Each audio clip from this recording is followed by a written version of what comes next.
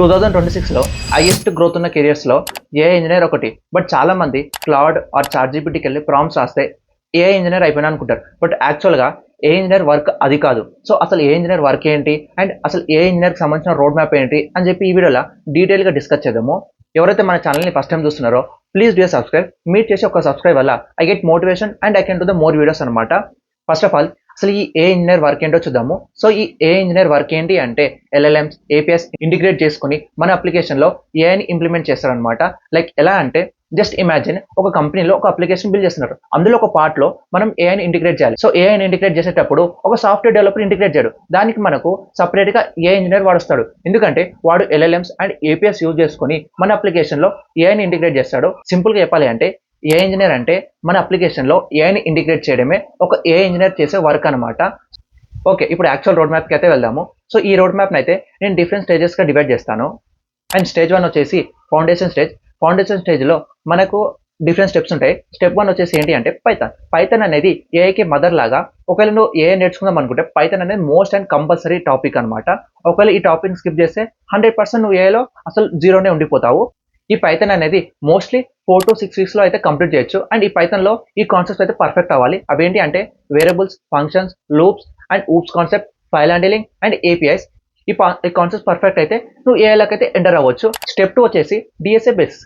DSA ఎందుకంటే నువ్వు ఇప్పుడు ఒక ఇంటర్వ్యూ ఇస్తున్నావు అనుకో, దానికన్నా ముందు ఒక కోడింగ్ రౌండ్ అయితే క్లియర్ చేయాలి. ఆ కోడింగ్ రౌండ్ క్లియర్ చేయాలంటే నీకు డిఎస్ఏలో కొంచెం బేసిక్ టాపిక్స్ అయినా తెలిసి ఉండాలి. సో ఆ బేసిక్ టాపిక్స్ వచ్చేసి ఏంటి అంటే arrays, strings, hash map, recursion and DP and graphs, trees. ఈ కాన్సెప్ట్స్ అన్ని నీకు బేసిక్ తెలిసి కొంచెం ప్రాబ్లమ్ సాల్వింగ్ స్కిల్స్ ఉంటే చాలు. స్టెప్ 3 వచ్చేసి గిట్ అండ్ గిటప్. చాలా మంది ఈ కాన్సెప్ట్ని ఇగ్నోర్ చేస్తారు. బట్ ఈ కాన్సెప్ట్ అనేది మెయిన్ ఇంపార్టెంట్. ఎందుకంటే ఇండస్ట్రీలో అసలు గిట్ అండ్ గిటప్ లేకుండా ఎలాంటి ప్రాజెక్ట్స్ అనేవి రన్ అవ్వవు. సో గిట్ అండ్ గిటప్ అనేది most important concept and easy topic కూడా. ఈ గిట్ అండ్ గిటప్ని నువ్వు ఆల్మోస్ట్ ఒక 1 వీక్లో కంప్లీట్ చేయొచ్చు. ఈజీ లెర్నింగ్ ఉంటుంది. ఈ గిటప్ వల్ల నువ్వు చేసిన ప్రాజెక్ట్స్కి ప్రాణం పోయొచ్చు. ఎలా అంటే నువ్వు చేసిన ప్రాజెక్ట్స్ అనేవి లోకల్గా రన్ అవుతాయి. బట్ ఇంటర్వ్యూ చూసేది అది కాదు. సో ఇంటర్వ్యూ చూసేది ఏంటంటే లైవ్ ప్రాజెక్ట్ బిల్డ్ చేసావా లేదని చెప్పి. ఒక లైవ్ ప్రాజెక్ట్ బిల్డ్ చేయాలి అంటే కంపల్సరీ గిటప్లో నీ యొక్క కోడ్ ఉండాలి. ఆ గిటప్ కోడ్ తీసుకెళ్ళి నువ్వు ఏదైనా సర్వర్లో పోస్ట్ చేయాలి. సో అలా చేయాలి అంటే నీకు గిట్ అండ్ గిటప్ రావాలి. సో గిట్ అండ్ గిటప్ అనేది easy and most important concept అనమాట. సో ఈ గిట్ అండ్ గిటప్ని నువ్వు మోస్ట్లీ 1 వీక్లో కంప్లీట్ చేయొచ్చు. స్టెప్ 4 వచ్చేసి స్టాటిస్టిక్స్. ఈ స్టాటిస్టిక్స్లో మనకు mean, mode, median, standard deviation and some more concepts ఉంటాయి. ఇక్కడ డిస్ప్లే చేస్తాను చూడండి. అండ్ ఇవి చాలా ఇంపార్టెంట్ కాన్సెప్ట్స్. ఇవి లేకుండా మెషిన్ లెర్నింగ్ మోడల్స్ అయితే బిల్డ్ చేయలేవు అనమాట. సో స్టాటిక్స్ అనేది main and most important concept for machine learning algorithms. ఒక మెషిన్ లెర్నింగ్ మోడల్ని ట్రైన్ చేయాలంటే కంపల్సరీ నీకు స్టాటిస్టిక్స్ అనేవి వచ్చి ఉండాలి. స్టెప్ 5 వచ్చేసి నంపైస్ అండ్ పాండాస్. ఈ నంపై అండ్ పాండాస్ ఏం చేస్తాయి అంటే మనకి ఇచ్చిన డేటాని మనం క్లీన్ చేయడానికి అండ్ ఆ డేటాని మ్యానిపులేట్ చేసుకోవడానికి అయితే వాడతాం అనమాట. సో ఈ రెండు మెయిన్ ఇంపార్టెంట్ ప్యాకేజెస్. సో ఇది నేర్చుకోవడానికి నీకు మోస్ట్లీ 1 వీక్ టైం మాత్రమే పడుతుంది. ఈ నంబర్స్ అండ్ పాండాస్ అనేది మనకు డేటా క్లీనింగ్ కోసం బాగా యూజ్ అవుతుంది. ఎందుకంటే మనం మెషిన్ లెర్నింగ్ మోడల్స్ బిల్డ్ చేసేటప్పుడు మనకు వచ్చే డేటా అనేది మొత్తం రా ఫైల్స్ లో ఉంటుంది. Either it maybe CSV files కానీ, ఎక్సెల్ కానీ, జేసన్ కానీ ఆర్ ఇంకేదైనా ఫార్మాట్ లో ఉంటుంది. మనకి ఇచ్చిన ఈ రా ఫైల్స్ అన్నింటినీ మనం ఒక స్ట్రక్చర్ ఫార్మాట్ లో తీసుకురావాలి. అలా తీసుకురావాలి అంటే మనకు నంబర్స్ అండ్ పాండాస్ అనేది మోస్ట్ యూస్ఫుల్ అవుతుంది. సో ఈ నంబర్స్ అండ్ పాండాస్ అనేవి మనకు మోస్ట్లీ 2 to 3 వీక్స్ అయితే నేర్చుకోవచ్చు. స్టెప్ 6 వచ్చేసి డేటా అనాలిసిస్ అండ్ విజువలైజేషన్. ఇందులో నువ్వు ఏం చేస్తావు అంటే డేటాను తీసుకొని దాన్ని అయితే విజువలైజ్ చేస్తూ అనలైజ్ చేస్తావు అనమాట. అంటే ఈ డేటా ఎప్పుడు హై వెళ్తుంది, ఎప్పుడు డౌన్ వెళ్తుంది. అండ్ పైథాన్లో దీనికి కావాల్సిన 2 ప్యాకేజెస్ వచ్చేసి మ్యాట్ప్లాట్లిబ్ అండ్ సీబాన్ అనమాట. సో ఈ 2 ప్యాకేజ్ యూజ్ చేసుకొని నువ్వు డేటాని విజువలైజ్ చేయొచ్చు అనమాట.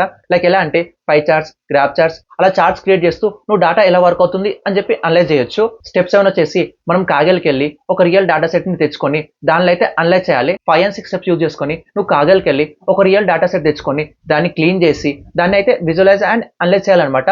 సో ఇలా చేసి కూడా నువ్వు ఒక ప్రాజెక్ట్ చేసుకొని రెజ్యూమ్లో పెట్టుకోవచ్చు అండ్ గిటప్ లో కూడా పుష్ చేసుకోవచ్చు. స్టెప్ 8 వచ్చేసి మెషిన్ లెర్నింగ్. మెషిన్ లెర్నింగ్ లో మనకు డిఫరెంట్ పార్ట్స్ ఉంటాయి. సో ఫస్ట్ పార్ట్ వచ్చేసి ఏంటి అంటే సూపర్వైజర్ లెర్నింగ్. సో ఈ సూపర్వైజర్ లెర్నింగ్ లో మనకు లేబుల్ డేటా ప్రకారంగా మనకైతే ఆల్గరిథమ్స్ అయితే ఉంటాయి. సో ఆ ఆల్గరిథమ్స్ అన్ని ఇక్కడ నేను డిస్ప్లే చేస్తాను. సో ఈ టాపిక్స్ అన్ని main important for supervised learning. And unsupervised learning లో మనకి అన్లేబుల్ డేటా ఉంటుంది. సో ఈ అన్లేబుల్ డేటాలో మనకి ఆల్గరిథమ్స్ అయితే ఉంటాయి. సో ఇక్కడ డిస్ప్లే చేస్తాను చూడండి. స్టెప్ 9 వచ్చేసి డీప్ లెర్నింగ్. ఈ డీప్ లెర్నింగ్ లో మనకి న్యూరల్ నెట్వర్క్స్ అయితే ఉంటాయి. ఈ న్యూరల్ నెట్వర్క్స్ అనేది హ్యూమన్ బ్రెయిన్ లాగా బిహేవ్ అవుతుంది అనమాట. సో ఇందులో మనం image classification, text classification and ఇంకా మోర్ ఉంటాయి అనమాట. అండ్ దీనికి సంబంధించిన ఆల్గరిథమ్స్ అన్ని ఇక్కడ డిస్ప్లే చేస్తాను, ఒకసారి చూడండి. ఇప్పటివరకు చెప్పినాయి ఈ ఫౌండేషన్ స్టేజ్ కి సంబంధించిన స్టెప్స్ అనమాట. సో ఈ ఫౌండేషన్ స్టేజ్ ని కనుక నువ్వు ఇగ్నోర్ చేసావనుకో అసలు ఏ ఇంజనీర్ అవ్వలేవు అనమాట. నీకు డౌట్ వచ్చి ఉంటుంది. సో ఇప్పటి వరకు ఇవన్నీ బాగానే చెప్పావు, బట్ ఇవన్నీ ఎక్కడి నుంచి నేర్చుకోవాలి అని చెప్పే కదా.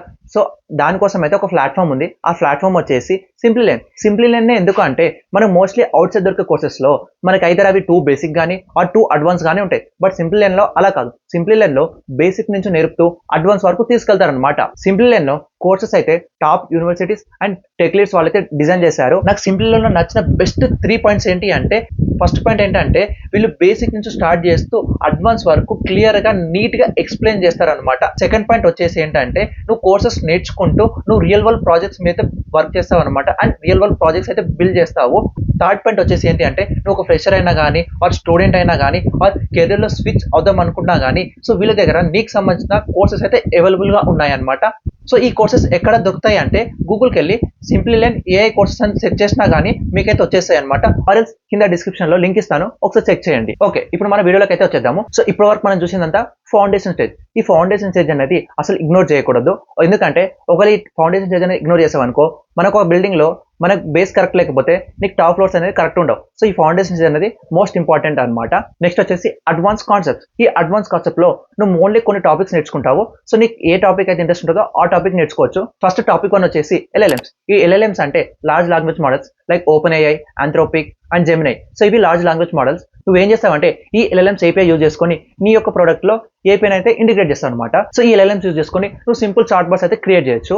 సెకండ్ టాపిక్ వచ్చేసి ప్రాంప్ట్ ఇంజనీరింగ్. ఈ ప్రాంప్ట్ ఇంజనీరింగ్ లో ఏ దగ్గర నుంచి కరెక్ట్ అవుట్పుట్ ఎలా తెచ్చుకోవాలి అని చెప్పి నేర్చుకుంటావు, అదే prompt engineering. So third topic వచ్చేసి RAG. ఈ RAG అంటే రిట్రైవల్ ఆగ్మెంటెడ్ జనరేషన్ అనమాట. సో ఇప్పుడు మన దగ్గర LLMs ఉన్నాయి కదా, సో ఈ LLMs అనేవి మనకు పబ్లిక్ లో దొరికే ఇన్ఫర్మేషన్ ప్రకారంగా ట్రైన్ ఉంటాయి. బట్ ఇప్పుడు నువ్వు ఒక కంపెనీలో వర్క్ చేస్తున్నావు, ఆ కంపెనీకి సంబంధించిన ఇన్ఫర్మేషన్ అనేది LLMs దగ్గర ఉండదు. LLMs కి నువ్వు ఎక్స్ట్రా ట్రైన్ చేస్తున్నావు. లైక్ ఎలా అంటే డాక్యుమెంట్స్ కానీ PDFs కానీ డేటాబేసెస్ ఇచ్చి నీకు కావాల్సిన అవుట్పుట్ అయితే జనరేట్ చేసుకోవచ్చు. నెక్స్ట్ టాపిక్ వచ్చేసి వెక్టర్ డేటాబేస్. RAG వర్క్ కావాలి అంటే మనకు వెక్టర్ డేటాబేస్ వచ్చి ఉండాలి. ఎందుకంటే మనం డేటాని డైరెక్ట్ గా LLMs అయితే ఫీడ్ చేయలేం. అలా ఫీడ్ చేస్తే ఏమవుతుందంటే మన యొక్క కంపెనీ ఇన్ఫర్మేషన్ లీక్ అవ్వచ్చు. అలా అవ్వద్దు అనుకుంటే నువ్వేం చేయాలంటే డేటాని వెక్టర్స్ లో కన్వర్ట్ చేసి ఆ డేటాని LLMs కి ఫీడ్ చేయాలి. మనకు వెక్టర్ డేటాబేస్ వచ్చేసరికి పైన్కోన్, క్రోమాడబీ ఇలాంటి టూల్స్ అయితే ఉంటాయి. సో ఇవి నేర్చుకోవడానికి మోస్ట్లీ 1 to 2 వీక్స్ అయితే టైం పడుతుంది. నెక్స్ట్ టాపిక్ వచ్చేసి AI ఏజెంట్స్.